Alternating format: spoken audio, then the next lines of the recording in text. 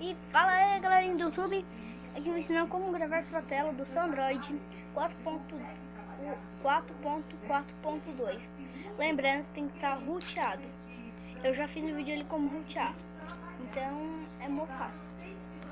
Você vai vir aqui na sua Play Store, escreva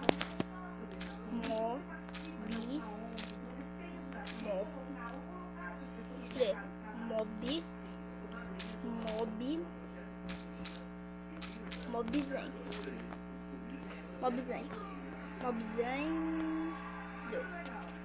é o primeiro. Se o seu celular for da Samsung, vai ter que baixar esse daqui, ó, o segundo.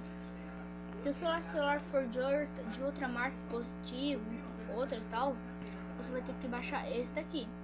Você vai entrar nesse aplicativo. Daí já vai estar pronto, já vai estar gravando. Daí vai abrir uma telinha aqui no lado, ó. Você vai clicar ali, porque eu não vou clicar, senão vai parar a gravação. E tá pronto. Tá pronto. Espero que tenham gostado do vídeo de hoje. Obrigado, até a próxima. Fui. Mas lembrando que tem que estar roteado, senão não vai funcionar esse aplicativo.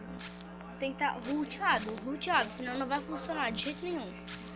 Tem que estar roteado o aplicativo, vai ter que estar roteado o teu celular, e senão não vai gravar nada. Vai ser inútil. Obrigado, até a próxima. Falou!